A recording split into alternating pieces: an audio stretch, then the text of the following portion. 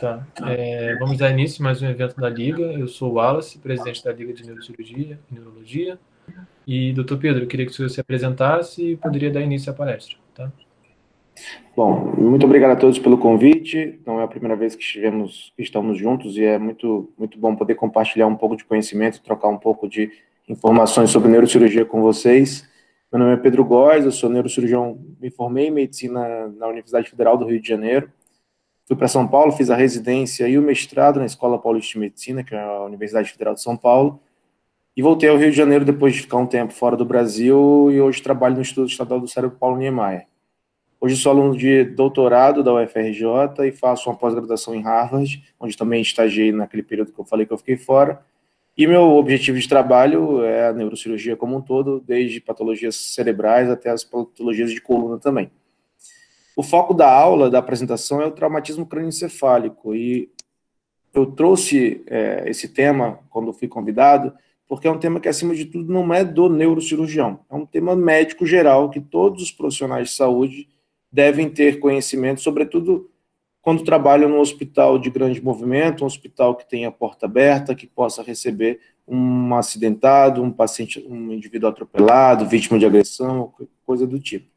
E principalmente vocês que estão começando a carreira, que vão também terminar a faculdade em breve e vão começar a carreira, muitas vezes começam na linha de frente de um hospital, de uma UPA, ou mesmo dando plantão em ambulância, e é importante ter esse primeiro contato. E a gente sabe, a nossa primeira imagem que temos aqui, quando temos um traumatismo crânioencefálico, quando as possibilidades é um acidente de carro, como a gente está vendo nessa imagem aqui, então a gente criando uma situação hipotética de um traumatismo crânioencefálico, de um acidente de carro, na verdade, e o SAMU traz o paciente para a gente. O paciente é um jovem do sexo masculino, 22 anos, foi vítima de um acidente de alto versus o poste, estava em alta velocidade no banco de passageiros sem cinto de segurança e foi encontrado desacordado na cena. Então, esse é um quadro super frequente, sobretudo em cidades como as nossas metrópoles, como São Paulo, Rio e tantas outras. Os acidentes de carro são uma das principais demandas que nós temos no pronto-socorro. E a primeira coisa que a gente tem que levar em consideração, tem que lembrar no ATLS, na avaliação do paciente vítima de trauma, de politrauma, seja ele qual for, é o ABCDE do trauma. Lembrando que, antes de tudo, a gente tem que checar se há segurança na cena, se a gente tem condição de prestar o atendimento, se não é uma coisa que vai colocar você em situação de risco também.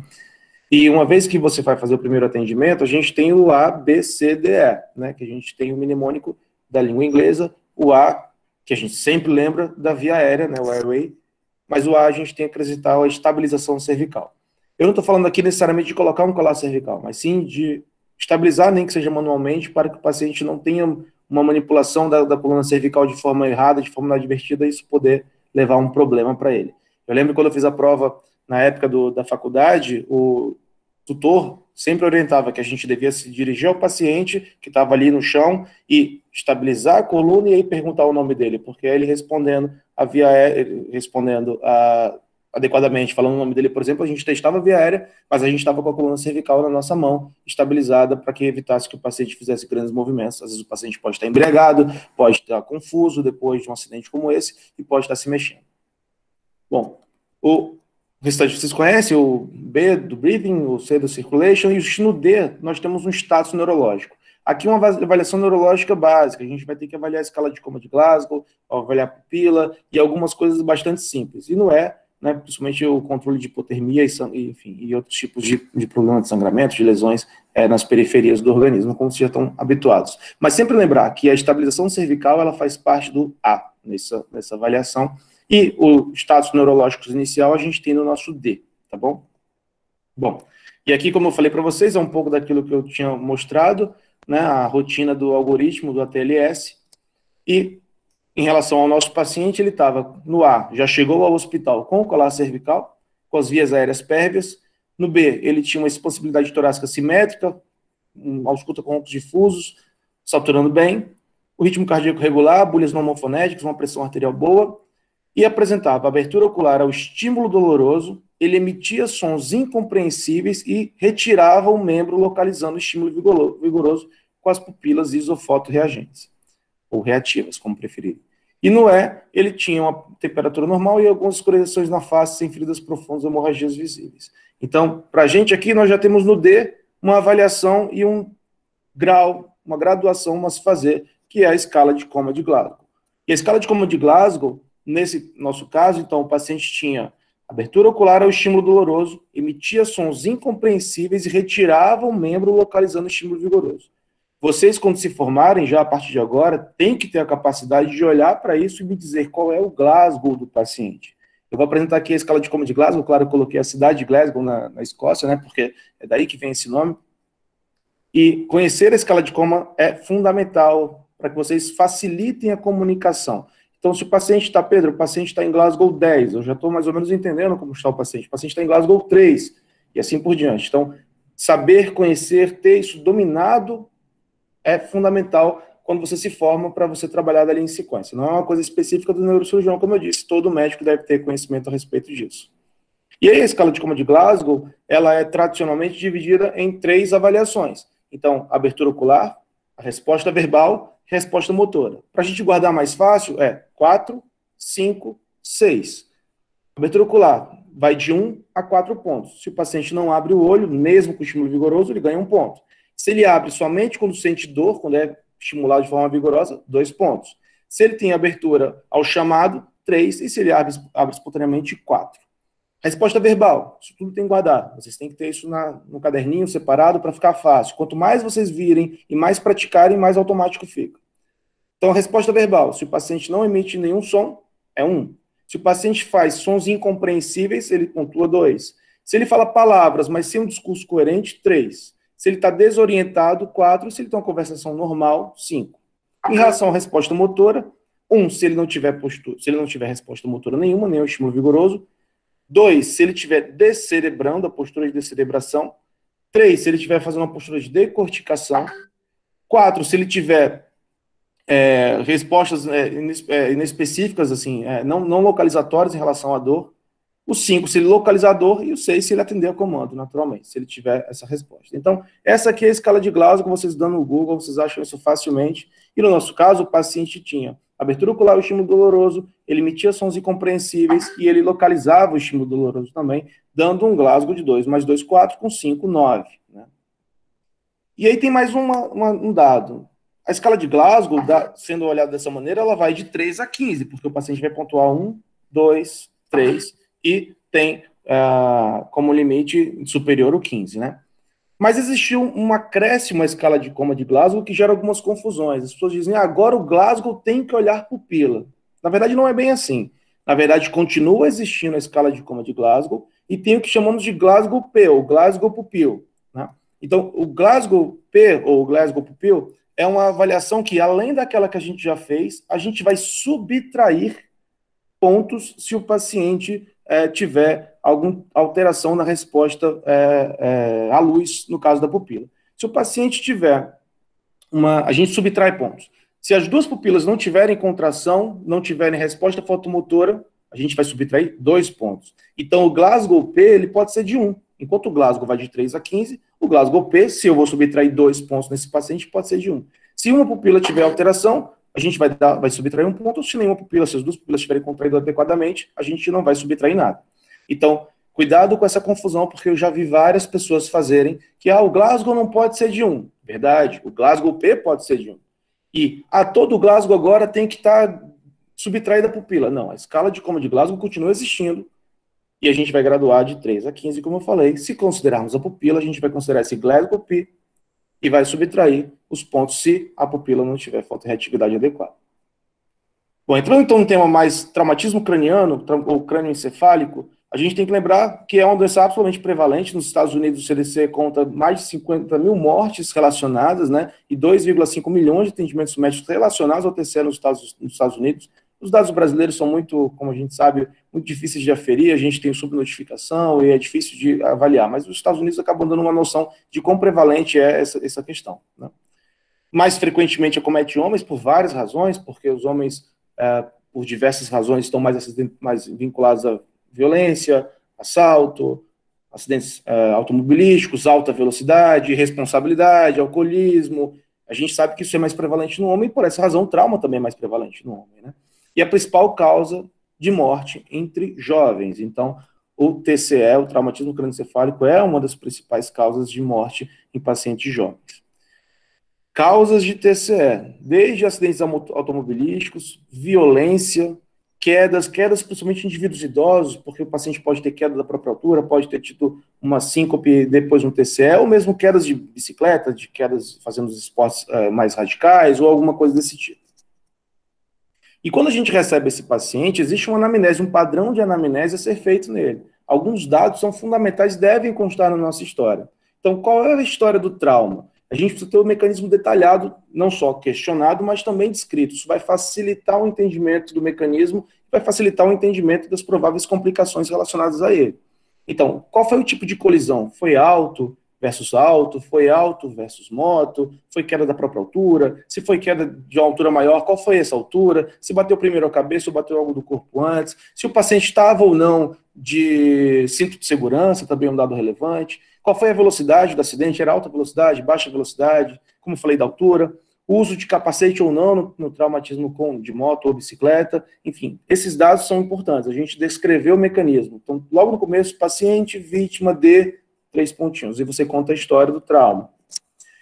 Outro dado importante, o paciente estava sob efeito de álcool ou drogas, ele estava sob jejum prolongado, algum evento precipitante, por quê? Porque tanto o álcool como a hipoglicemia podem mascarar ou podem ser a razão do déficit neurológico ou qualquer coisa que o paciente tenha. O evento precipitante é importante falar da cefaleia súbita, porque alguns pacientes, eles têm um acidente depois de ter tido uma ruptura neurismática, isso pode acontecer. O indivíduo está lá dirigindo, tem uma ruptura neurismática, tem uma dor de cabeça excruciante e se acidenta. Ou então pode ter uma crise convulsiva precipitando o acidente. Tudo é importante por quê? Porque a gente tem que interpretar, será que esse acidente não foi complicação de algo que eu devo investigar? Então esse dado também é relevante na nossa investigação. Dado fundamental de importância, qual é o tempo entre trauma e avaliação? É um paciente que caiu a meia hora, é um paciente que foi atropelado a 2 horas, é um paciente que faz 3 semanas que foi vítima de agressão, isso tudo também é bastante relevante. Então eu vou de novo contar a história do trauma, falar esses dados que eu falei mais há pouco e falar qual foi o tempo entre o trauma e essa avaliação que eu estou fazendo agora. E a gente vai procurar, na nossa investigação, ainda na anamnese, uns sinais de alarme, um conjunto de sinais que vão chamar a nossa atenção em relação ao risco de um trauma de maior impacto.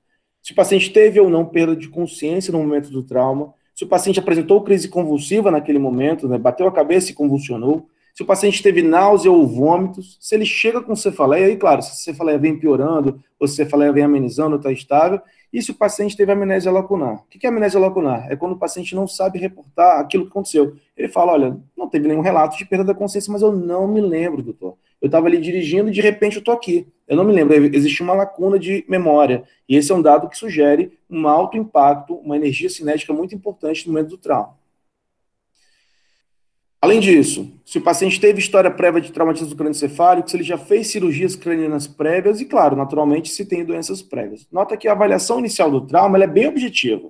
Ela não é exatamente extensa e pormenorizada em relação ao indivíduo como um todo, como às vezes a gente faz no consultório, porque aquela situação de trauma é uma situação que exige uma rapidez de consulta, né? Então a gente tem, claro, estou pensando do ponto de vista só do crânio, tá? Claro que no ABCDE, como eu falei, toda a parte da avaliação é feita. Mas em relação ao crânio, essa é uma avaliação bem direta.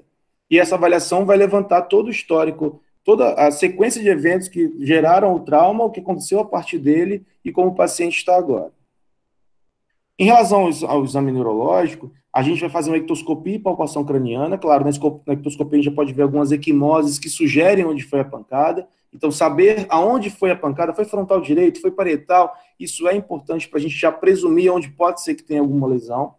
A gente vai ter que fazer, como eu falei, a avaliação da escala de coma de Glasgow, né, que pode incluir ou não a avaliação pupilar, porque a avaliação pupilar vai estar também na nossa avaliação depois. No nosso caso, o paciente tinha Glasgow 9, né? E a gente separa o TCE em leve, moderado a grave em função do Glasgow tradicional, sem a pupila. Então a gente vai chamar de TCE leve o Glasgow entre 14 e 15, moderado entre 9 e 13, TCE grave 3 a 8. A avaliação pupilar de pares cranianos também é importante, né? A pupila ela pode estar dilatada, ela pode estar anisocórica, ela pode estar pontiforme, e algumas coisas podem levar a isso. Um TCE muito grave pode gerar, eu vou mostrar para vocês mais para frente, o que chama de herniação bucal, que comprime o tronco encefálico na região do mesencéfalo e também comprime o terceiro nervo e fica uma pupila midriática, não fotorreagente, uma pupila miótica. Agora, claro, o paciente tem que estar num estado muito grave para estar nessa situação. E se o paciente chegar assim, acordado, conversando com você e anisocórico, ele pode ter tido um trauma orbitário, que gera a lesão do nervo, né? Outras pupilas, a pupila midriática, o paciente pode estar intoxicado com anfetamina, com cocaína, isso é um dado importante, o paciente está ali pouco responsivo àquela pupila midriática, pode ser uma pupila relacionada à utilização de drogas. A mesma coisa também a pupila pontiforme, miótica, o paciente pode ter tentado, enfim, ou suicídio, usando medicações, ou ter se intoxicado por outra razão, com algumas medicações que podem levar ao rebaixamento do sensório e, sim, também ser acompanhadas por essa pupila reduzida, né? E, claro, no estágio muito grave, a pupila médio fixa, que é aquela pupila que não tem fotorreação e nem tem uma dilatação, é uma pupila que sugere um quadro mais grave e avançado. Levando sempre em consideração, como eu falei, o estado clínico, a escala de Glasgow do paciente. Em relação à herniação, como eu falei a vocês há pouco, a gente tem o que chamamos de hérnias encefálicas. Então, a hérnia mais grave nesse contexto de trauma que a gente se preocupa é a hérnia uncal. Então, vocês conseguem ver o meu mouse aqui se mexendo? Deixa eu colocar o laser aqui.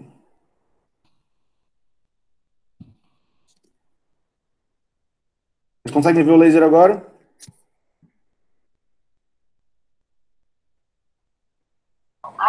Sim. Tá, ok. Então, a gente tem aqui nessa situação de TCE, nesse caso, um hematoma extradural, já vou explicar para vocês com calma o que é o hematoma extradural, mas nota que o parênquima cerebral está sendo empurrado e a parte medial do lobo temporal, que seria essa porção aqui, no caso representado aqui, está migrando, pulando para cima do mesencéfalo, nessa direção. A gente vê aqui, ó, o uncus projetado para cima do mesencéfalo. Essa é a herniação uncal. Então, o que é o uncus? O uncus é a porção mais medial do lobo temporal. Por que a herniação uncal é um problema? Porque na altura do uncus está o mesencéfalo. Então, compressão uncal, herniação uncal é igual a compressão mesencefálica. Por isso que o estado é muito grave. E aí o paciente vai comprimir também o terceiro nervo que está saindo aqui na fossa, na região mesencefálica anterior e, naturalmente, vai envolver um déficit. Esse déficit é tal da nisocoria. Então, por que a pupila nisocórica é grave? É por causa do nervo? Não. É porque o nervo está machucado, porque o mesencéfalo também está sendo machucado, no caso pela herniação uncal. Por isso que é uma situação de extrema urgência a ser tratada. Então, a primeira herniação que eu tinha para falar para vocês é a herniação uncal. Então, guarda isso. Uncus é a porção medial do lobo temporal. Está muito frequentemente associada a situações como hematoma extradural ou epidural, como prefiram, na região temporal, comprime o uncus, comprime o mesencéfalo, temos aí um estado muito grave. Né? A gente tem outras herniações, a herniação do cíngulo, né, ou subfalcina, a gente tem a herniação central, herniação ascendente, essa herniação que chamamos de transcalvariana, e aqui a herniação da tonsila cerebelar pelo foramen magno. Mas o que eu quero que vocês guardem mesmo é essa, a herniação uncal. O que é a hernia de uncus, para vocês entenderem por que ela é grave, por que ela é tão fundamental. Muita gente repete a hernia de uncus sem entender o que é o uncus. É importante vocês entenderem qual é a relação do uncus com o mesencéfalo, e a gente consegue ver aqui, como eu falei para vocês, aqui de novo, parte anterior do uncus, ápice do uncus, parte posterior do uncus. Se o uncus vai herniar, ele vai herniar para cima do mesencéfalo, que no caso é o que está acontecendo aqui, tá bom? Ainda no exame neurológico, a gente tem que avaliar força, sensibilidade e reflexos, e vai fazer um exame da coluna cervical, não é o foco da apresentação, mas esse paciente está com colar cervical, existe todo um protocolo de como tirar o colar cervical, quando é que eu faço o exame para a coluna cervical, mas isso seria um outro tema, tá bom? Bom, outra coisa que é fundamental é, o paciente tem sinal de fístula licórica, a gente está vendo líquor vazar, ou ele refere um gosto salgado na boca, isso pode ser um sinal de fratura de base de crânio, ou fratura da região do seio frontal. A outra coisa é a hipotonia esfinteriana, claro, em TCEs graves, porque pode sinalizar, claro, sobretudo no traumatismo raquimedular, alguma lesão mais grave da medula, né? Que mais também no caso da medula, menos do que no cérebro. Bom, e agora? A gente tem esse paciente nessa situação, quando é que a gente vai prosseguir e vai pedir uma tomografia de crânio? Então, a primeira coisa que eu queria dizer para vocês é isso. A gente recebeu um trauma. Todo trauma é igual a tomografia de crânio? Não. A gente tem os critérios para indicar a tomografia de crânio. Então, o primeiro critério que a gente vai levar em consideração é o Glasgow do doente. Se o paciente tem um Glasgow diferente de 15, que não seja por intoxicação, que não seja porque usou álcool e de forma, enfim, claramente ele está etilizado, mas de uma maneira geral, se o paciente tem um Glasgow diferente de 15, ele tem indicação de tomografia. Ele bateu a cabeça e está confuso. Ele bateu a cabeça e está sonolento. Esse paciente tem indicação de tomografia. Ou, e se o paciente tiver Glasgow 15 acordado conversando, mas ele tiver algum daqueles sinais de alarme, isso indica que o trauma foi de mais alto impacto. Então, de novo, perda da consciência no momento do trauma, se o paciente teve crise convulsiva na hora do trauma, se ele teve amnésia lacunar, se o paciente refere a uma cefaleia que só piora, esses são ou vômitos incoercíveis, esses são sinais de alarme. E nos extremos das idades também a gente tem uma preocupação maior, menores de 2 anos e acima de 65, 70 anos também, porque o risco de desenvolver hematoma também, e esse passado silencioso no estado clínico também existe. Então, essas são, de uma maneira geral, as indicações de tomografia de crânio no contexto de trauma. Claro que eu vou levar em consideração todo aquele pacote de informações que a gente escolheu, como, por exemplo, o tempo de instalação, há quanto tempo o paciente teve o trauma e tudo aquilo, o impacto, se tem acidentados em estado grave. Às vezes o cara está num acidente em que ele está muito bem, mas teve um capotamento, teve óbito no acidente. Poxa, a energia cinética é muito importante. Checa direitinho se não teve nenhum TCE relacionado. Se o paciente tiver uma equimose muito importante, e aí você vê, poxa, a energia de trauma ali foi muito importante também. Então, você vai levar em consideração esses dados. Mas, de uma maneira geral, são essas as indicações que eu falei. E a gente, quando vai olhar a tomografia de crânio, a primeira coisa que a gente vai olhar é a janela óssea. A janela óssea é essa janela, em que a definição é melhor do osso. A gente vê a cortical externa, a dípula e a cortical interna. Essa é uma boa janela para a gente avaliar a fratura. Então, se o paciente tem fratura, por isso que é importante checar aonde foi a colisão. Se o paciente tem uma equimose frontal, eu vou procurar a fratura aonde teve o impacto, porque a fratura é uma lesão de impacto. Então, se a equimose é frontal, eu vou procurar, claro, vou procurar no crânio como um todo, mas eu vou priorizar, vou dar um destaque maior para a região onde teve o impacto, né? Outras fraturas que são relevantes, fratura de seio, do seio frontal, é importante, por quê? Porque pode haver uma comunicação da tábua interna do seio frontal com cavidade intracraniana, isso é uma razão de fístula licórica. Fratura da mastoide também pode ser uma causa de fístula licórica. Então, a primeira coisa que a gente vai olhar é se há ou não há fratura, lembrando que a gente vai priorizar, vai olhar com muito detalhe o local do impacto. Às vezes o hematoma subgaleal, olha aqui como tem um hematoma subgaleal importante, está justamente no local do impacto. Então, a gente vai procurar no local do impacto, a gente vai procurar na mastoide e no seio frontal, claro, vai olhar o crânio como um todo, mas nesses 3 lugares a gente vai olhar com mais destaque, tá bom?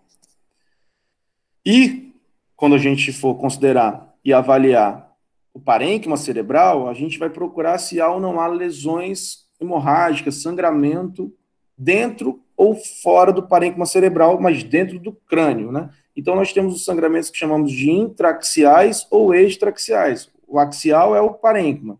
Então, tudo que estiver externo ao parênquima é extraaxial. Agora, o extraaxial ele pode ser subdural, extradural e subaracnoideu. Então, vamos lembrar da anatomia para a gente poder guardar. A gente tem a tábua óssea. Depois, mais interna à tábua óssea, nós temos a dura mater. A dura mater que tem 2 lâminas, né? 2 lâminas de folha de dura mater que só se afasta para fazer os seios durais, os seios venosos durais. Abaixo da dura mater, nós temos a outra meninge, a dura mater é uma meninge, a meninge mais externa. Nós temos a meninge intermediária, digamos assim, que é a aracnoide, né? E no espaço abaixo da aracnoide é onde corre o líquor. E no limite entre a aracnoide e o espaço licórico e o parênquima cerebral propriamente dito, a gente tem a pia mater. Então, qual que é o hematoma epidural ou extradural? Falem como vocês preferirem. O hematoma epidural é aquele que é externo à dura mater. O hematoma subdural é o hematoma que é interno à dura mater. O hematoma subaracnoide, a hemorragia subaracnoide, é aquela que é interna à membrana aracnoide, né? E os hematomas intraparenquimatosos, intraaxiais, são aqueles que são internos à pia mater. Então, essa noção é importante. Se o paciente tem uma fratura ou um impacto muito importante, ele pode lesar artérias que estejam percorrendo esse espaço dural, como, por exemplo, mais classicamente, a artéria meningia média. A artéria meningia média, que é um ramo da artéria maxilar, que é um ramo, por sua vez, da carótida externa. A lesão da artéria meningia média, ou de outra artéria que percorra esse trajeto, vai gerar um sangramento arterial que vai descolar os 2 folhetos de dura mater que eu falei para vocês. Então, esse hematoma é um hematoma que nós chamamos de epidural ou extradural. Então, aqui nessa representação, a gente vê uma fratura craniana relacionada a uma lesão da artéria meningia média, gerando sangramento arterial, e o formato, notem, é uma lente biconvexa. Por que biconvexa? Porque a membrana dural ela vai sendo descolada e, claro, a convexidade externa vai se dar por causa do crânio, a convexidade interna por causa dessa membrana dural. Então, é um sangramento extradural, tá? Quando o paciente tem uma lesão que não é da artéria meningea média, e na verdade está relacionado a um mecanismo muito mais de contragolpe, quer dizer, a fratura e o extradural são relacionados ao golpe. A pancada é aqui, o sangramento arterial é aqui, e o hematoma vai ficar também aqui. Contrapartida, quando o paciente pode ter uma pancada alta e ter um mecanismo de contragolpe, quer dizer, o cérebro vai se locomover e o lado contralateral, o lado oposto, vai se chocar, pode gerar uma lesão venosa no espaço abaixo da dura mater. E aí a dura mater vai ficar aqui em cima, como ela sempre esteve, portanto, convexa, e vai empurrar esse sangramento, o parênquima cerebral vai ser empurrado, formando uma lente côncavo-convexa. Então, de uma forma muito simples, o hematoma epidural é formado principalmente por impacto, por golpe, geralmente associado a uma fratura, mas não é obrigado, muitas vezes associado à lesão da artéria meningea média, e aí gerando no local do golpe um hematoma epidural biconvexo, claro, hematoma que na maioria das vezes é de origem arterial. Já no hematoma subdural é diferente, o paciente tem um golpe, mas o efeito de sangramento é pelo contragolpe, há uma lesão venosa, não arterial, venosa, na maioria das vezes, tá? Que vai, então, ganhar esse espaço, a dura mater vai continuar em relação ao osso, vai ser um sangramento embaixo da dura mater, ou subdural, e esse hematoma vai ter uma característica, além de venosa, de uma lente côncavo-convexa. Então, ela é côncava nessa porção, ela é convexa nessa outra porção. Então, esse é o hematoma epidural do lado esquerdo e o hematoma subdural do lado direito. A gente então tem aqui a imagem da tomografia. Como é que é o hematoma extradural ou epidural? É, como eu falei para vocês, uma lente biconvexa. Biconvexa por quê? Porque tem a convexidade da tábua óssea e tem a convexidade da membrana dural, que está aqui descolada, tá bom? E aqui, novamente, o hematoma lente biconvexa, tá? Então, muito fácil de entender, muito fácil de interpretar. Onde foi o golpe? Foi exatamente na região do hematoma. E aqui eu vou mostrar para vocês um vídeo de uma cirurgia. Esse vídeo é do WNS. Deixa eu só dar o play aqui. De uma cirurgia para vocês poderem complementar e entender melhor como funciona isso. A gente tem aqui uma exposição craniana. É feita a craniotomia. E assim que a gente tira o crânio, que a gente encontra? Já o hematoma, porque o hematoma está externo à dura mater. Esse é um hematoma epidural. Então a gente tem a pele aqui em cima, o osso foi removido, e assim que eu removi o osso, eu já encontrei o hematoma epidural. Vocês viram como o parênquima cerebral, o parênquima não, a dura mater, ela se expandiu, o encéfalo se expandiu, porque esse hematoma vinha comprimido. Imagina esse hematoma cabendo nesse espaço, quer dizer, é por isso que é grave. E esse hematoma, então, é drenado dessa maneira. Existem as indicações de drenagem, depois eu posso falar para vocês em relação ao volume do hematoma, do desvio de linha média, da espessura dele. Não é todo hematoma extradural que tem que ser drenado, mas todo hematoma extradural que gerar uma compressão encefálica, sim, deve ser drenado. E a gente vê, então, que a dura mater nem foi aberta, porque o hematoma é todo extradural, e assim que ele é drenado. Aqui o aspecto final, olha, a dura mater intacta, não foi manipulada, e o espaço, a cavidade entre a tábua óssea e a dura mater aqui, na nossa visualização. Passando, então, para o próximo, a gente vê o hematoma subdural. Como eu falei para vocês, epidural biconvexa, subdural côncavo-convexa. Convexidade porque tem a tábua óssea. Concavidade na porção em que empurra o parênquima cerebral. E não tem mais a dura mater como membrana, uma vez que ela, como membrana limitando, porque ela está novamente externa, ela está junto aqui na tábua óssea. Então, esqueci, desculpa, de colocar o laser. Então, a gente tem aqui a convexidade da tábua óssea, a gente tem aqui a concavidade do parênquima cerebral. Esse é o hematoma subdural. E aqui, novamente, do lado mais à direita, a mesma coisa. A gente tem, de novo, o vídeo da WNS, para a gente poder observar. O hematoma subdural, como eu falei, olha o efeito no cérebro, olha como está desviado o cérebro, olha como isso está causando um impacto muito grande. O paciente em estado grave, é feita uma abertura, a gente vai fazer a craniotomia, e quando eu fizer a craniotomia, eu não vou encontrar sangue, não vou encontrar o hematoma, porque o hematoma está abaixo da dura mater, diferentemente daquele outro que era o extradural. Então, aqui vocês veem a dura mater, e agora abrindo a dura mater, que com a pinça com dente, uma tesoura Metzenbaum, vai sendo aberta a dura mater. E o que eu vou encontrar abaixo, entre o parênquima cerebral e a dura mater? Um baita de um hematoma agudo, né? Então, a gente vê aqui, olha só, hematoma subdural agudo, tá? Então, essa é a visão do hematoma subdural durante a cirurgia, que vai sendo drenado, a gente irriga, joga soro para poder deixar ele um pouco mais molinho, sem machucar o parênquima, ele é removido e ele para, então, de comprimir o parênquima cerebral como ele estava fazendo antes.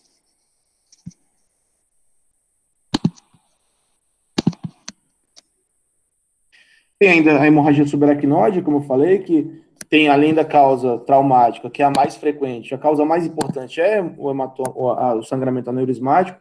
Então, existe uma diferença, na grande maioria das vezes, o hematoma, a hemorragia subaracnoide do trauma, ela costuma ser bem cortical, como está aqui, enquanto a hemorragia do aneurisma roto costuma ser mais das cisternas da base. Isso não é uma regra, mas é uma coisa geral para a gente poder avaliar. Então, dificilmente um aneurisma vai causar um sangramento como esse e dificilmente um trauma vai causar um sangramento como esse. Mas ambas as situações são de hemorragias subaracnoides, tá? A gente tem os hematomas intraparenquimatosos e as contusões. Na verdade, não é a mesma coisa.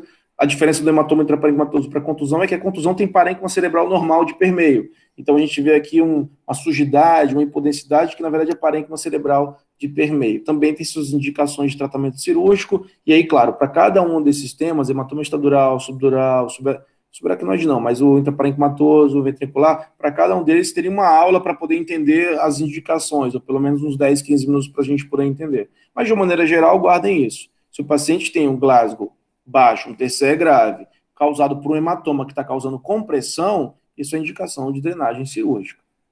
Mas não é todo hematoma que é indicação de tratamento cirúrgico. Tem hematomas que são laminares, que não causam efeito de massa e que vão exigir apenas o acompanhamento clínico. Também existe, tá?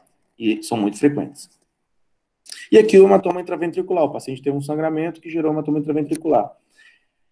Eu não falei para vocês disso, mas eu vou falar agora porque está relacionado com o hematoma intraventricular. Existe um mecanismo de lesão por rotação que a gente conhece como lesão axonal difusa. A lesão axonal difusa acontece por um estresse na hora da rotação das fibras axonais, né, que estão na substância branca, no tecido subcortical.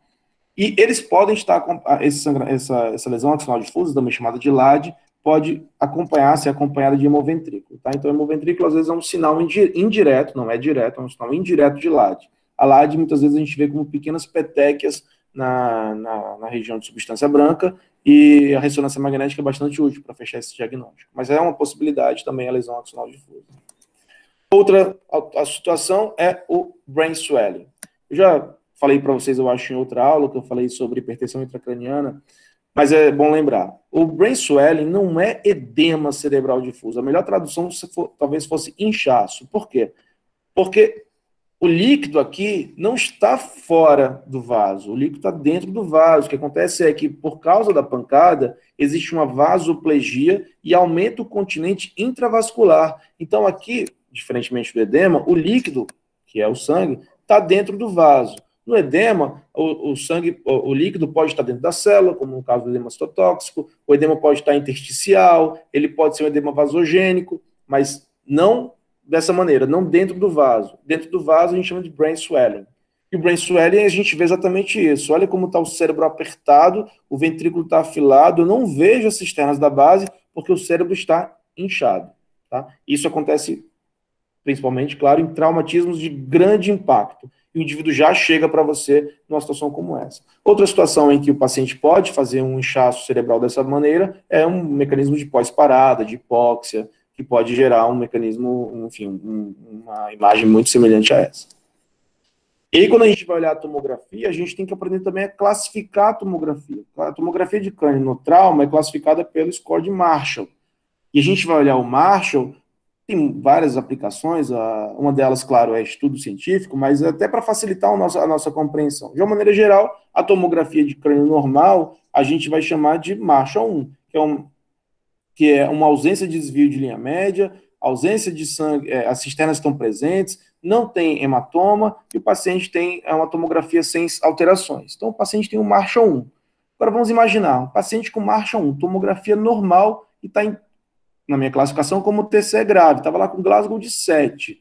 Por que um paciente com TCE grave, Glasgow de 7, tem uma TCE... Como é que um paciente com TCE normal, pode estar em Glasgow de 7? A gente tem que imaginar quais são as possibilidades. Uma delas eu já falei, a lesão axonal difusa. O paciente que faz lesão axonal difusa, ele pode ter uma tomografia aparentemente normal, eu posso não visualizar essas petequias, e eu achar que isso é justificativa para esse quadro. Outra alteração que a gente tem que levar em consideração é se o paciente não está nem hipotenso, nem chocado, no caso, nem fazendo hipóxia. Então, o paciente pode ter uma alteração do Glasgow, não causada pelo trauma craniano em si, mas por uma falta de ventilação adequada, ou porque o paciente está hipotenso, sangrando no quadril, enfim, outras causas dessa ordem. E, claro, as intoxicações. O Marshall-2 é quando há alteração, mas essa alteração não causa um efeito de massa no parênquima cerebral, não causa um desvio, não tem alteração de grande importância. Então, por exemplo, hemorragia subaracnoide laminar, um hematoma epidural laminar, esse a gente vai chamar de Marshall-2. O Marshall-2 também, como eu falei, não tem nada comprimindo o parênquima. Se o paciente está em Glasgow 7, Marshall-2, eu tenho que procurar outra causa. Não foi aquele hematoma epidural laminar que está causando isso. O Marshall-2, a partir do Marshall-2, já é uma situação em que a gente sempre indica a profilaxia de fenitoína, vou falar para vocês mais à frente, da crise convulsiva, e quando o paciente tem um TCE grave, Marshall-2, eu não tenho nada para drenar, é uma das situações em que a gente indica a monitorização de pressão intracraniana. Já o Marshall-3, a gente tem as cisternas comprimidas, a gente tem um apagamento de cisternas, e o paciente tem um swelling, que é essa imagem que eu mostrei aqui agora. Esse aqui é o Marshall-3. E a conduta vai depender da gravidade do quadro, se eu vou colocar só uma PIC e tentar manejar isso clinicamente com terapia intensiva, ou se eu vou partir para uma descompressão já mais efetiva, vai depender muito, da política, do fluxo natural de cada serviço. Tem serviços que têm protocolos diferentes, e vai depender também da estrutura desse hospital que eu tenho, se vai ter uma neuroTake para me dar esse suporte, e também, claro, da gravidade do quadro. Então é muito, muito difícil de definir qual que é o correto nessa situação, tem que avaliar caso a caso e relacionar, claro, com a experiência do serviço. O Marshall 4 é quando o paciente tem, então, um desvio da linha média importante, e aí esse desvio da linha média pode, então, ser a causa do rebaixamento, enfim. E o Marshall de 1 a 4 é o que eu quero que vocês guardem. São as alterações que a gente tem no TCE de um paciente que, a partir daí, eu vou ter algumas condutas a tomar, como eu falei para vocês, seja ela colocar uma PIC, seja ela fazer uma craniectomia descompressiva, seja ela, aqui no caso do Marshall 5, tem uma hemorragia que vai ser drenada. Né? Então, por exemplo, paciente com hematoma epidural, muito volumoso, gigantesco, com 2 centímetros de extensão, eu vou chamar ele de Marshall 5, porque ele vai ser cirurgicamente evacuado, tá bom? Guardem, então, a escala de Glasgow, o Glasgow P, e a classificação de Marshall também é importante. E antes de tudo, para a gente entender por que as coisas acontecem no cérebro de tal maneira, a gente tem que lembrar da doutrina Monro-Kelly. Eu já falei para vocês, acho que também na aula de hipertensão intracraniana, né, que a Monro-Kelly foi até uma doutrina descrita, no final das contas, pelo Cushing, mas baseado em teorias do Monro e do Kelly. E qual que é a ideia geral para a gente poder guardar e falar bem rapidamente? Dentro da caixa craniana, nós temos 3 sistemas diferentes: o tecido cerebral, o licórico e o sanguíneo. E existe um equilíbrio entre eles, o parênquima cerebral ocupando 80%, o parênquima encefálico, né, 80%, 10% sangue, 10% líquido, dentro da caixa craniana. Essa caixa craniana, pelo menos de uma forma aguda, ela não é expansível. Então, se eu tenho um aumento de um volume aqui dentro, as outras estruturas vão ter que se modelar para poder manter a pressão de forma igual, isso tem um limite. Então, a gente tem, por exemplo, essa situação da doutrina Monro-Kelly. A gente tem um equilíbrio entre tecido cerebral, como a gente vê aqui, entre líquor, que a gente vê nas cisternas, vê no ventrículo, e sangue, que a gente não está vendo aqui porque esse não é um exame geográfico. Agora, existem situações em que o sangramento aumenta, o volume sanguíneo aumenta, como nesse caso de hematoma intraparenquimatoso, aqui no caso provavelmente hipertensivo, né? E a gente vê que o volume sanguíneo aumenta, e para manter esse equilíbrio, o volume licórico vai ter que ser compensado, vai ter que ser removido, vai ter que ser retirado, ele vai drenar, para que a pressão se mantenha estável, para que a pressão intracraniana se mantenha normal. Mas como eu te falei, isso tem um limite. Aqui nós temos outra situação em que temos um aumento do volume sanguíneo dentro dessa situação. Mas por que sanguíneo se eu não vejo sangue? Lembra? Porque o sangue no brain swelling está dentro do vaso. A gente não está vendo, mas ele está dentro do vaso. E aí a gente tem um aumento do volume sanguíneo nessa situação. Estou, então, testando a doutrina de Monro-Kelly. E aqui nós temos essa situação em que temos hematoma subdural, aqui hematoma laminar, e aqui hematoma mais volumoso, comprimindo o ventrículo. Quando a gente chega nessa situação, a gente esgota o potencial de equilíbrio da doutrina, e a partir dali a pressão intracraniana decola, ela ascende de forma escalonada. Então, cuidado, você recebeu um paciente que está ali em Glasgow 14, fez uma tomografia de crânio, tem hematoma extradural de 20 milímetros de espessura, cirúrgico pela classificação. Ah, não, mas ele está Glasgow 14, é tranquilo, a gente opera amanhã. 2 da manhã, a enfermagem vai te ligar, fala, doutor, o paciente entrou em coma, está isocórico, está gravíssimo. Por quê? Porque o limite que ele tinha de equilíbrio era muito tênue. Ele já tinha esgotado os mecanismos compensatórios e um pequeno aumento de volume é suficiente de desencadear um aumento quilométrico da hipertensão intracraniana, entendeu? Então a gente tem que ter esse conhecimento de base na mão. O que é uma urgência, o que é uma emergência, mesmo no paciente que a princípio esteja acordado conversando, tá bom? Porque esse conhecimento é fundamental. E claro que a gente vai olhar a tomografia para poder entender qual que é o risco de cada paciente, qual que é a urgência e emergência daquela situação.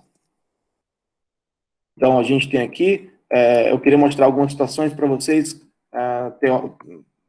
como exemplo daquele nosso trauma. Lembra, a gente tinha um paciente com Glasgow 9, um acidente de carro, a tomografia poderia ser uma tomografia como essa. Então, um paciente de Glasgow 9, com essa tomografia, uma toma laminar, Marshall 2, uma alteração, sangramento, mas sem desvio, sem grandes problemas tomográficas maiores, né? Paciente de Glasgow 9, eu vou fazer o que com ele? Esse paciente de Glasgow 9, eu vou indicar uma PIC? Eu vou indicar drenar esse hematoma? Não. Hematoma laminar, hematoma subdural com um Glasgow maior do que 8, ou seja, um TCE moderado ou leve, a gente vai manter o paciente sob supervisão em UTI, cabeceira elevada, bem hidratado. A gente, nesse caso, vai fazer a fenitoína profilática por 7 dias, se o paciente não estiver convulsionado, claro, né, a prevenção primária. E a gente vai manter o paciente sob observação e repetir a tomografia em 6 horas, ou até antes, no caso do paciente de Glasgow 9, ou de imediato se ele rebaixar. Então, a conduta nesse paciente, mesmo paciente de Glasgow 9 que nós tínhamos, aquela história toda, se a tomografia fosse essa, a gente ia manter esse paciente no CTI, monitorizado e ainda sem intervenção. Se fosse esse hematoma, mesmo Glasgow 9, com esse hematoma que passasse de 10 milímetros, já com compressão, eu preciso drenar esse hematoma. Porque, como eu falei, esse paciente vai rebaixar, esse está evoluindo para uma situação muito grave. Então, mesmo o paciente Glasgow 9, que nesse caso da tomografia, eu ia conduzir conservadoramente, com monitorização, com CTI ativo, aqui eu já vou levar para o centro cirúrgico fazer uma craniotomia e drenar esse hematoma. Entendeu? Então, assim, por isso que eu estou dizendo para vocês, a avaliação tem que ser completa. Não é o Glasgow somente, nem a alteração tomográfica somente que vai guiar a nossa conduta. Aqui um hematoma epidural, também pequeno, mas laminar, com uma fratura associada. Também a gente vai, nesse caso, hematoma pequeno, paciente de Glasgow 9, a gente vai tratar conservadoramente. Se fosse hematoma volumoso, a gente trataria cirurgicamente. E colocar a PIC, a gente define a colocação de PIC para pacientes com Glasgow menor ou igual a 8. Então, o TC é grave. Se fosse esse mesmo paciente aqui, que a gente contou, com essa tomografia, mas num Glasgow de 7, ele ganharia um monitor de pressão intracraniana. Isso, claro, segundo a Brain Trauma Foundation. Eu estou me baseando nesses critérios para poder falar para vocês. E aqui, uma pequena contusão, uma pequena petequia nessa região, um paciente com trauma Glasgow 9, a gente vai manter ele em observação. Mas alguns casos podem ser mais graves, como esse caso aqui, que provavelmente o paciente não vai estar em Glasgow 9, é um ventrículo brutal associado a uma dilatação ventricular extensa. Esse paciente aqui vai ganhar não só uma PIC, mas vai ganhar uma derivação ventricular externa para poder aliviar a pressão dentro do ventrículo e monitorizar a pressão intracraniana também. Vocês viram, foram várias situações diferentes. O trauma, claro, é uma situação muito dinâmica, é uma matéria muito dinâmica. Todo o tempo vai ter novidades, vão ter medicações novas, vão ter classificações novas também. É importante que vocês conheçam pelo menos as mais básicas, que é a do Glasgow, isso é obrigatória. E também, se possível, conhecer do Marshall. Entender qual que é a relação da doutrina Morrow-Kelly com a formação do hematoma, isso é fundamental. Né, aqui outra situação de uma petequia, de uma contusão, aqui é a contusão, né, a gente tem pequenas petecas entremeadas com porparênquima cerebral normal, tá, e aqui uma fratura de mastoide, que eu tinha dito para vocês que era um sinal de alarme, para a gente ficar de olho se não tem fístula licórica, tá, e aqui mais outra situação, aqui uma contusão mais extensa, nesse caso aqui, um paciente chegar nessa situação, uma hematoma muito volumoso, que não é tanto esse caso, a gente pode precisar drenar, então, claro, para tudo isso a gente vai ter que avaliar o nível de consciência do paciente, no caso a escala de Glasgow, a gente vai ter que avaliar o status clínico geral do paciente, se o paciente é um paciente chocado, grave, é uma situação que precisa ter manejada primeiro para as outras especialidades, não pela nossa, e a depender do grau de comprometimento parênquima do paciente na tomografia, decidir se vai fazer só o acompanhamento conservador, se vai precisar monitorizar a PIC, se vai precisar colocar uma derivação ventricular externa, ou se vai precisar drenar o hematoma efetivamente, né?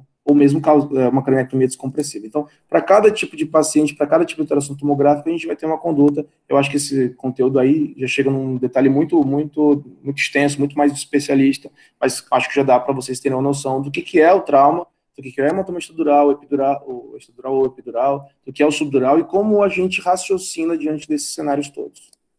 Aqui, esse hematoma aqui você já tem total noção de que esse paciente vai precisar de drenagem, e nesse caso a gente vai também descomprimir, porque o efeito de linha média aqui é muito grande.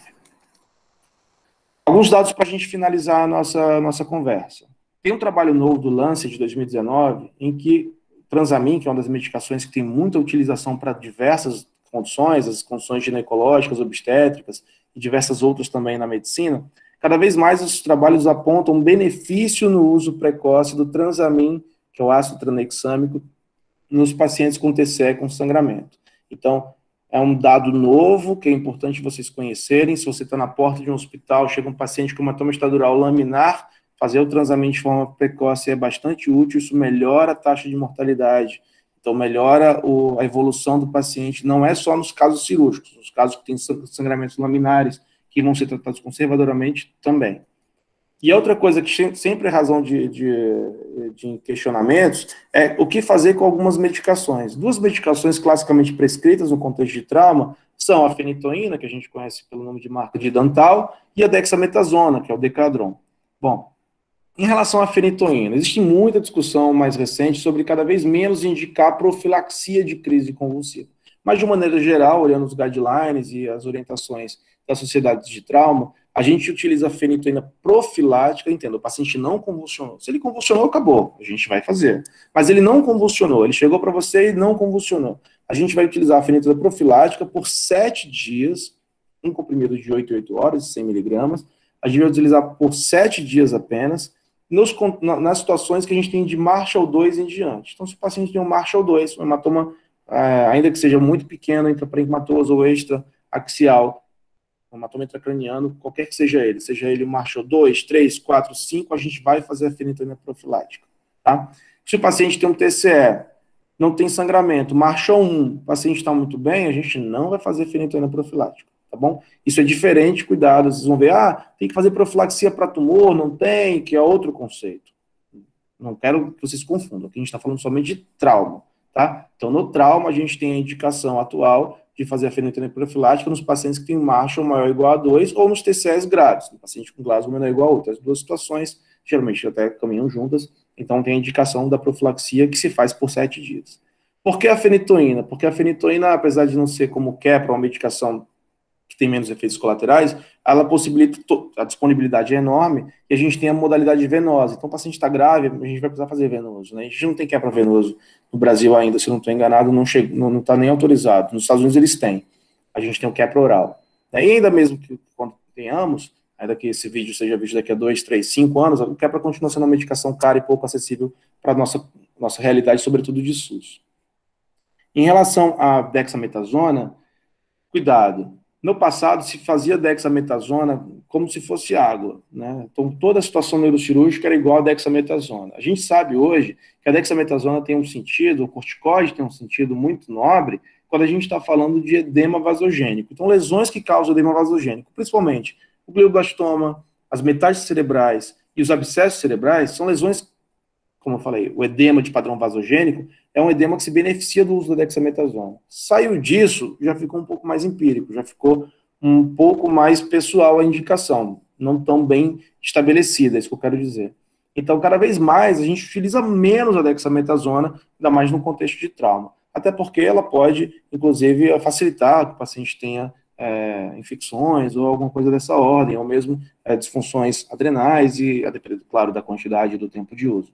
Então, de uma maneira geral, no caso do TCE, a gente não tem utilizado a dexametasona. A gente tem utilizado a profilaxia anticonvulsivante, no caso a fenitoína, nessas situações que eu falei para vocês, e a profilaxia por 7 dias. Se o paciente convulsionou, aí deixa de ser profilaxia primária, já passa a ser uma profilaxia secundária, aí é outro capítulo, aí vai ser uma outra situação. Enquanto o paciente estiver sob agressão, a gente não vai chamar ele de epilético, ele está tendo uma crise sintomática relacionada ao trauma. A a gente vai tratar. Passado esse momento, esse contexto de trauma, a gente vai tirar o anticonvulsivante, porque a princípio o paciente não é epilético, ele teve uma crise sintomática. E aí, quando o paciente, se por acaso ele vier a ter uma nova crise, aí sim, a gente vai considerar que essa crise já foi fora do contexto do trauma e pode ter ficado como uma sequela, uma alteração para ser tratada posteriormente. Então, resumindo, falamos do mecanismo de trauma, de como se faz a anamnese, falamos também de como a gente classifica o nível de consciência das pupilas, como a gente olha, indica como a gente indica, e como a gente olha a tomografia e classifica na classificação de Marshall, de uma maneira muito rápida, claro, e superficial, porque não é o foco, nem daria tempo da gente fazer isso. Eu tentei explicar para vocês quais são os mecanismos, como é que a gente raciocina em relação à indicação de tratamento ou não, e, por fim, essa questão da medicação. Eu faço convite a vocês, eu tenho um perfil profissional no Instagram, eu sei que alguns de vocês já me seguem, mas de vez em quando eu boto alguma coisa, inclusive está aqui a aula que a gente está dando agora na chamada, caso vocês queiram entrar em contato, ou eventualmente a gente tem postagens que são relacionadas a assuntos neurocirúrgicos, e fica aí o convite para vocês participarem. Eu agradeço a todos pelo convite e fico aberto para dúvidas. Eu agradeço ao Dr. Pedro por essa palestra, foi incrível. Os vídeos foram sensacionais. Tem algumas dúvidas no chat, eu posso ler e o senhor pode ir respondendo? Claro, sem dúvida. Tá. Primeira dúvida da Lili Lopes. Um paciente com hematoma subdural crônico, usuário de AS, e espera o efeito do medicamento passar para realizar a cirurgia? Se sim, quantos dias aproximadamente? Bom, aí vai depender da gravidade do quadro. O hematoma subdural crônico é um hematoma que também é decorrente de trauma, ele não se apresenta, como o próprio nome diz, não se apresenta logo a seguir do trauma, geralmente acomete pacientes idosos ou pacientes etilistas que já têm algum grau de atrofia cerebral. Esse hematoma vai aumentando gradativamente por vários mecanismos, mecanismo inflamatório, mecanismo osmótico, pelo sangramento contínuo, enfim. E algumas vezes o paciente chega para a gente, usuário de AS, e no estágio muito grave. O paciente que está no estágio muito grave, a gente não vai esperar, a gente vai tratar. Hoje em dia, honestamente, são poucas as situações em que eu cancelo o AS. Tá? Hoje em dia eu opero tumor cerebral com o paciente tomando AS de forma eletiva. O AS não é mais uma condição que a gente interrompa necessariamente como a gente aprende na faculdade. É diferente do clopidogrel. O clopidogrel é horrível para operar, não tem nenhuma condição. Então, no caso, de novo, paciente usuário de AS com hematoma, é claro que a gente vai suspender o AS se for possível. Vai ter que sentar com o cardiologista, entender qual foi a indicação do AS. O paciente tem um stent coronariano e o risco de suspender o AS é enorme. Eu vou operar esse paciente com AS e não vou suspender o AS, porque o risco coronariano dele é enorme. Não, o paciente faz uma profilaxia primária com AS. Tudo bem, eu vou suspender e vou operá-lo. Se eu vou esperar mais dias ou menos dias, vai depender da gravidade do quadro. Se for um paciente que está acordado conversando com hematoma, eu tenho a condição de suspender e esperar. Agora, se for um paciente que já chega para a gente num Glasgow 7, 8, 9, eu não tenho essa condição. E como eu falei, o AS não é como o clopidogrel, que aí sim, o clopidogrel é uma tragédia. Ter que operar o paciente em vigência de uso do clopidogrel é uma tragédia porque a taxa de sangramento é muito alta. Então, apesar de os dois serem antiplaquetários, a dificuldade cirúrgica com o clopidogrel é enorme. Com a AS nem tanto. Como eu falei para vocês, eu hoje praticamente não suspendo o AS, mesmo em cirurgias eletivas, a não ser, claro, se o paciente tiver alguma coisa a mais que mereça minha preocupação, seja, por exemplo, um tumor que classicamente sangre muito, por exemplo. A gente raramente hoje suspende o AS mesmo na cirurgia eletiva, quem dirá no trauma, né? No trauma a gente não vai esperar, a gente vai suspender, se for possível, assim, se o risco cardíaco não for tão alto, diferente do clopidogrel. Ok. Uma pergunta do Guilherme. Posso iniciar tratamento com manitol antes de instalar PIC em pacientes com clínica de HIC, hipertensão intracraniana, considerando que ele está normovolêmico? Bom, o manitol é uma medicação excelente, ele fica na aula de hipertensão intracraniana, mas claro que na apresentação sobre trauma é uma medicação importante. Se você tem uma situação que o paciente tem um TCE grave, está anisocórico, você já pressupõe, tem um hematoma extradural, um subdural ali, comprimindo, fazendo a herniação uncal. Nesse paciente, antes de levar para tomografia, eu estou fazendo manitol já, entendeu? Porque o diagnóstico presuntivo é muito alto. É diferente do, não, o paciente tem aí um Glasgow 14, o TCE não é grave, o TCE é leve ou moderado. Eu vou primeiro tomografar e vou avaliar com calma. Vou drenar o hematoma se tiver indicação e vou pensar no manitol como algo da terapia intensiva. No ambiente de urgência e emergência, quer dizer, a sala de trauma, por exemplo, sim, se o paciente chega com nesse contexto, o TCE é grave, já avaliei o Glasgow, é 7, é grave. olhei a pupila, tem uma anisocoria importante, poxa, minha primeira coisa, herniação uncal, esse paciente é grave. Eu, antes de levar para tomo, no caminho, já vou fazendo monitor, entendeu? Já vou adiantando para poder ter uma tentativa de uma amenização desse efeito do hematoma o mais rápido possível. Ok. Outra dúvida do Guilherme: o subdural costuma ser mais grave que o epidural pela lesão do parênquima ou não existe essa correlação? Bom, o hematoma subdural, ele acontece, como eu falei, por contragolpe. Muito mais frequente o hematoma subdural ser mais grave do que o epidural. O hematoma epidural, muitas vezes, o trauma é diagnosticado rapidamente, treinado rapidamente, o efeito no parênquima é mínimo. Então, claro, tudo isso depende da gravidade do quadro. Eu vou contar um exemplo para vocês. Eu era residente da Escola Paulista de Medicina, lá em São Paulo, como eu disse, e tinha um paciente que foi pegar a moto do pai, tinha 17 anos, e foi de frente no poste. E o paciente chegou para a gente em Glasgow 13, a gente fez a hematomografia, tinha um baita hematoma epidural, já fui levando para a sala ele rebaixou e foi para Glasgow 7, entubamos, operamos. Esse paciente um dia depois estava em Glasgow 15, entendeu? Por quê? Porque o efeito foi rapidamente contornado e o efeito parenquimatoso pelo mecanismo de trauma não foi tão grande. No subdural isso é menos frequente. Então, sim, de uma maneira geral, eu posso considerar que dois traumas parecidos, um com hematoma epidural, um com subdural, desde que seja volumoso, tende a ser mais grave. Mas, claro, vai depender do Glasgow de entrada. Se o paciente entrar com Glasgow de 7 no epidural e Glasgow de 9 no subdural, é diferente, né? Então, a principal situação que vai me dar um prognóstico é o exame neurológico de entrada. Então, o Glasgow e as pupilas. Hum, entendido. Eu acho que acabou as perguntas. Alguém tem mais alguma dúvida?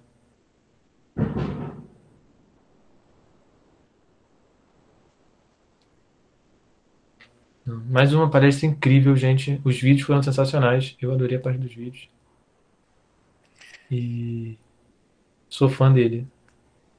Adoro o trabalho do Dr. Pedro.